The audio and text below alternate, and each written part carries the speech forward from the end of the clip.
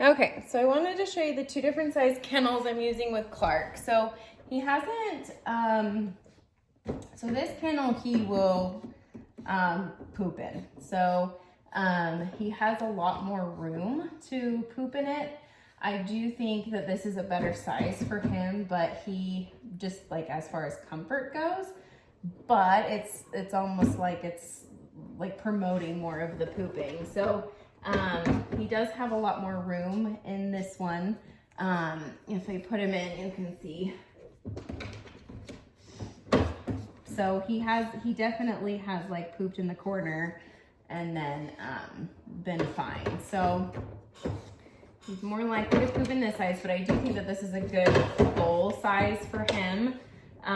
So this is just the next size up. So I need to measure these and I can send you the dimensions. So this one's so worn. It's seen so many little tiny puppies. But it's tends to be like the perfect, so just, it's almost like the perfect size for him as far as his size goes. I think ideally, if he could not, once he starts holding it more consistently, for a longer period of time, then I think like trying to upgrade him slowly, maybe when you're there and you're able to watch him. So I do a lot of food in the kennel. So when he goes in, he gets a like kind of scattered thing on the floor. And so I want him going in on his own. I don't want to always have to push him in.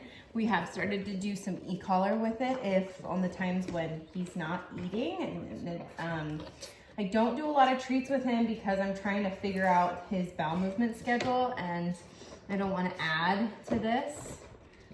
Good job, buddy. So I'll do a little e-collar. Clark, kennel. Good job. So he has room to turn around and stand up, but it's a snug fit. And so I'll get the dimensions on this kennel so you can get one ordered. He actually barks way less in here. I haven't found myself correcting too much. Or if I do a simple verbal, Clark, be quiet, is sufficient. Whereas it seems like the more room he has, the more almost like frantic he gets, where it's almost like he kind of just cozies on up and snuggles in and go away. Good job. So he has pooped in this one, but the majority have been in the bigger crate. Clark, kennel. So here I'm gonna use e-collar. Get him in. Nope, kennel. Good boy.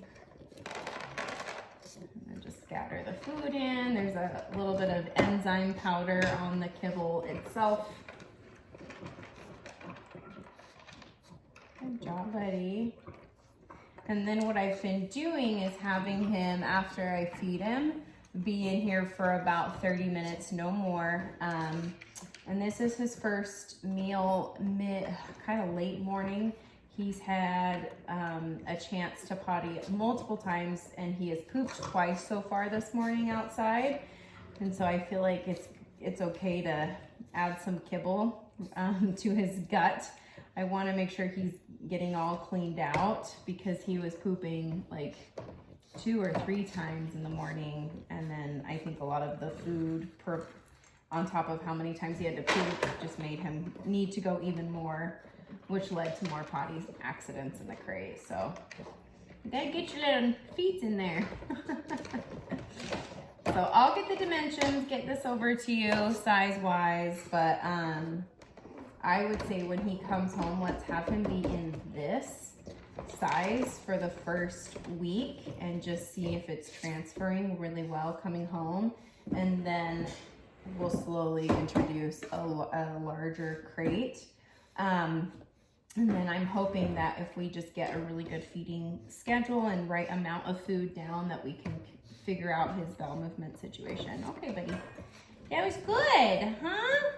You gotta finish the rest. So I like that he's going in on his own. He didn't do that for me initially.